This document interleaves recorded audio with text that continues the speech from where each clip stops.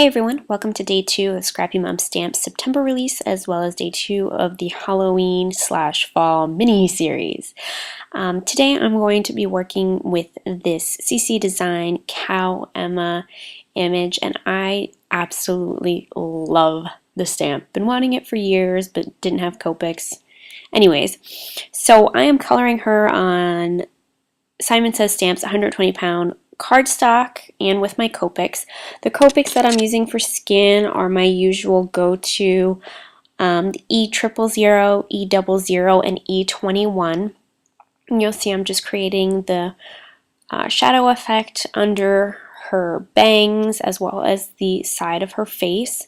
And I start from lightest to darkest and then reverse. So I'm going E000, E00, E21, E00, and then E000 again to really just blend out any harsh lines. And then I'm going to go in with my R20 to make her cheeks a little bit rosy.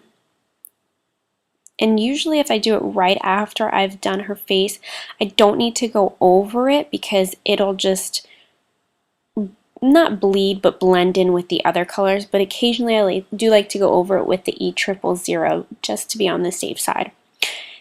And then I'm going to make her hair an auburn color because it just reminds me of my daughter. So I am starting out with YR23, and again I like to do her hair in sections, so I'll do the bangs first and then I'll do the sides.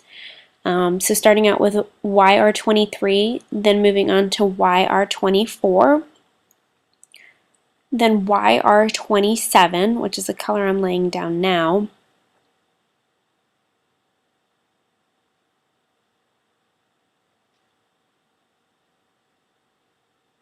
And I'm just using a flicking motion on her hair. I don't want to really color it all together like I do with the face because I really want those, it look like strands of hair, and that's why I'm using the flicking motion. And then I went back again with the YR24 and then the YR23 for the hair. And then you'll see I'm going to do the sides. Sometimes, depending on how much hair there is, I'll just do one side first and then focus on the other side, but being as there isn't too much hair, I'm doing both at the same time. And again, just flicking in the next color of the YR24.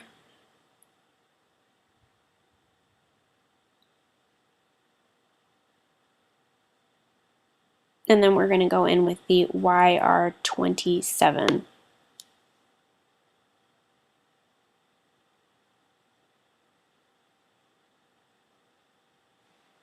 This color that I'm actually using now is E19, and although it might seem strange to mix in an E with the YRs, it is the perfect deep red color to make it that, you know, really rich red auburn colored hair.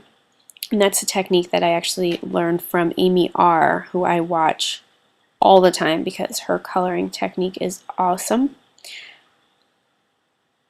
So again, I'm just going back in with the E19. I really want to make that deepest part of her hair where there's the most shadow to really be really deep. And so I'm just using the E19, and of course I'm, you know, nowhere in camera view.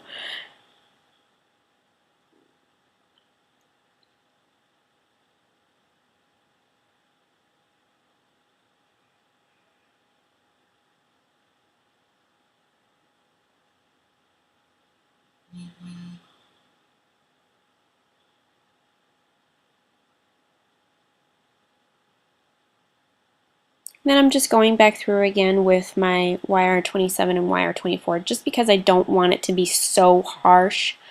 Yeah, so just kind of finish it up. And it's something you just have to play with. Sometimes you're just not happy with it and you just got to go back and add a little bit more color.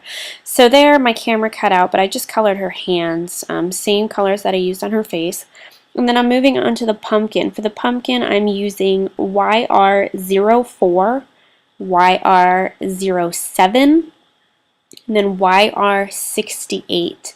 The reason why there's such a great variance or distance between the colors is because I don't have very many oranges, and so they all end up working together anyway. So I really want it to look like it is round, so that's why I'm leaving a lot of white in the center and just using my lightest color, my YR4, to go over it, just to give it that rounded bubble pumpkin look. And then just coloring the inside and adding a little bit of shading.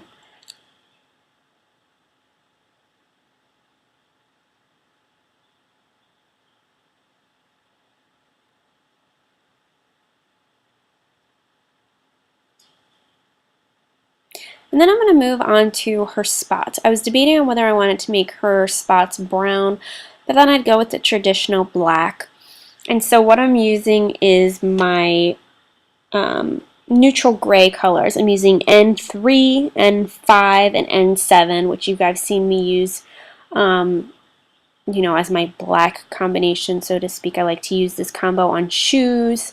I haven't quite tested it out on hair yet, but so I'm going in with the lightest color, the N3, and I'm just laying down a little bit of color where I want the shadows to be, and I use that as my guide throughout. And then I go over those areas with the N5, which is my next darkest color, and then I'm going to go in over them with the N7. And then when I go back in reverse, what I like to do is I like to go over the darkest color and pull it into the shape a little bit like these spots. And then when I go in with my lightest color, the N3, I go over the whole thing to really blend it out so that there aren't very many harsh lines.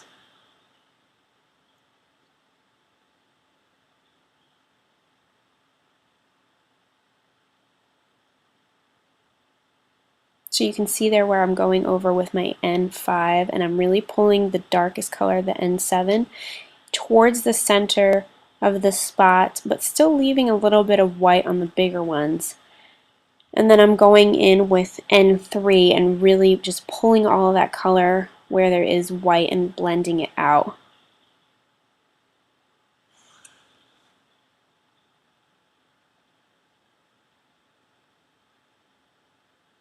Then I think I'm going to move on to the belly next, and I wasn't sure if I wanted to go with the neutrals.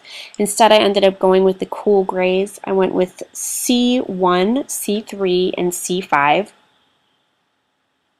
just to vary it up a little bit.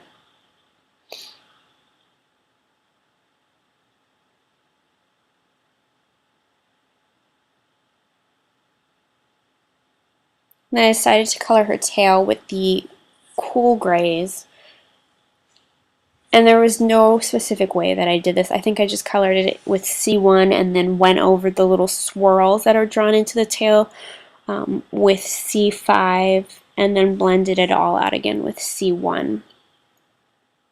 For her shoes, I'm using the neutral grays again, N3, N5, and N7. For whatever reason, I always tend to leave like where the toe is as the brightest spot. I don't necessarily color too much there. I couldn't tell you if that's the right way or the wrong way to do it. I just like the way that it looks.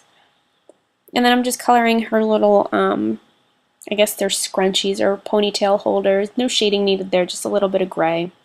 And then I decided that her socks, I didn't want to leave them white, so I'm going in with my cool grays again, C1, C3, and C5. And then you see here that I'm using a blue. This is actually BG10, another technique that I learned from Amy R. When you want white to really pop on your image, and the white is like a piece of clothing, just use a hint of a really light blue color, just like this BG10. You can barely tell, but it really just makes that white pop. And I just went around the spots and around the edges of her overall outfit, and like I said, you can barely tell, but it just gives that perfect little touch.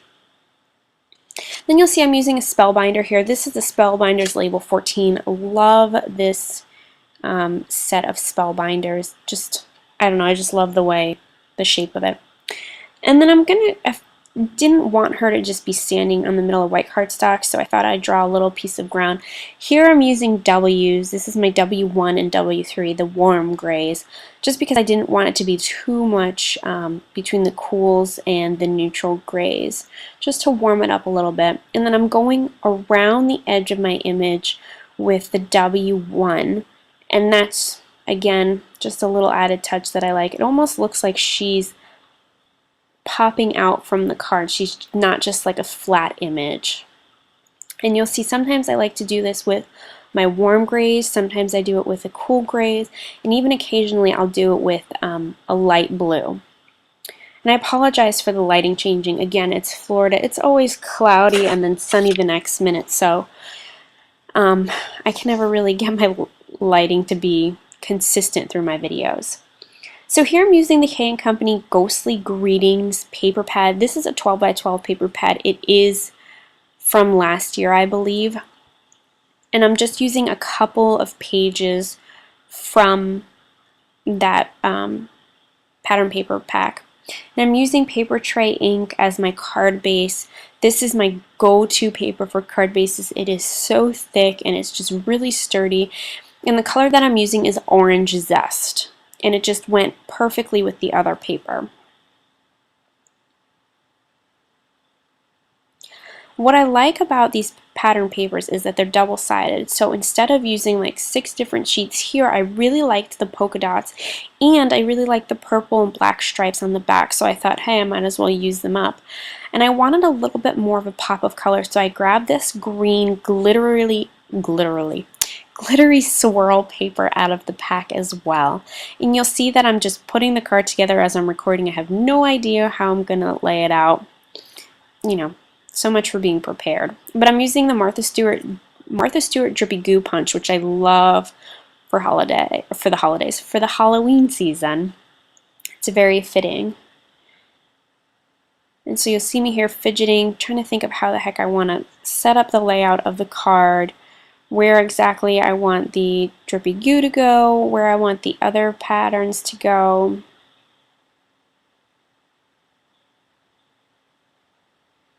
Then I finally decide that I do want the drippy goo to be on the bottom of this polka dotted paper, and the reason for that is because I really wanted it to not be hidden behind anything, because the stamp does take up quite a bit of space on the card, and I could have made the card a little bit bigger at 5.5 by 5.5, but I like to go with the standard A2 size card, so that's going to be the layout that I'm going with.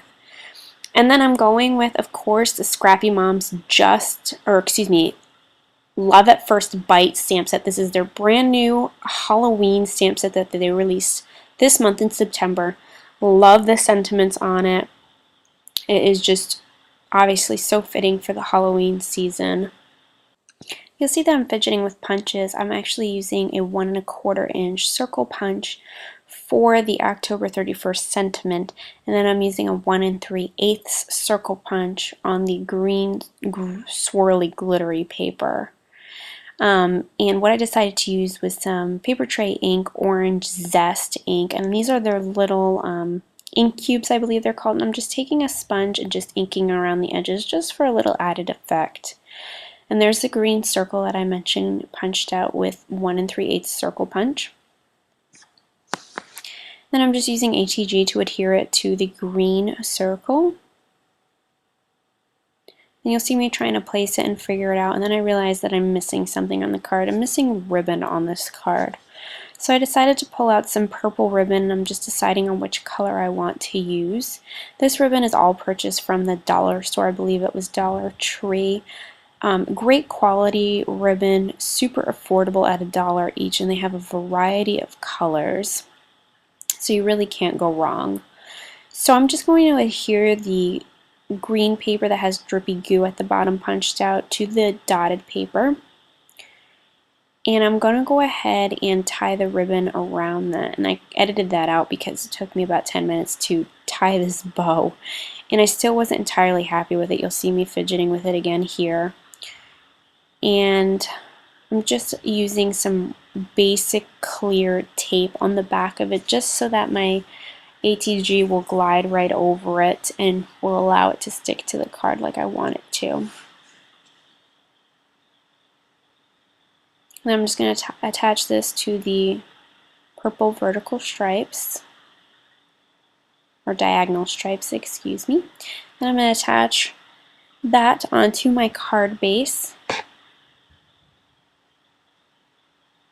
What I love about these paper companies such as Paper Tray and Stampin' Up! Is their ink matches their cardstock and their embellishments, so you can really coordinate everything all together, which I love. And so that's why I use the orange zest ink on the sentiment, which matches perfectly with the card base.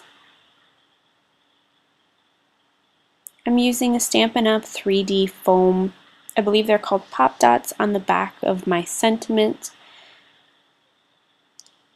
And I was trying to decide where I wanted it exactly, and I decided that up in the right hand corner was perfect because there wasn't anything there.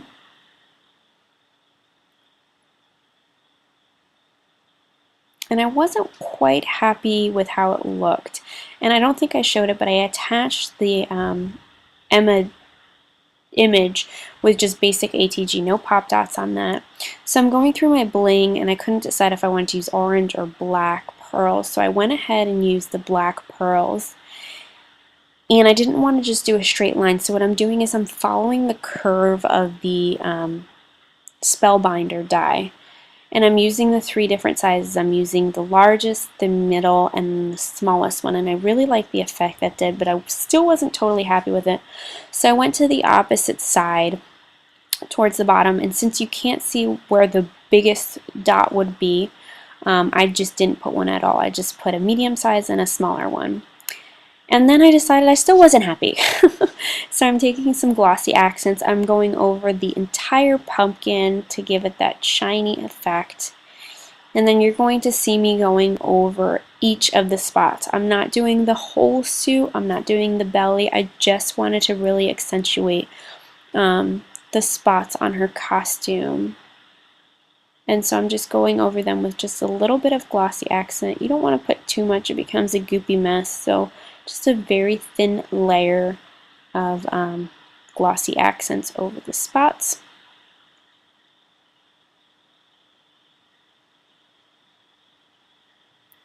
And there you have it. There is my finished project for the Scrappy Moms Stamps September release and day 2 of the Halloween Fall mini-series. I really hope you enjoyed this card. And I'll see you soon.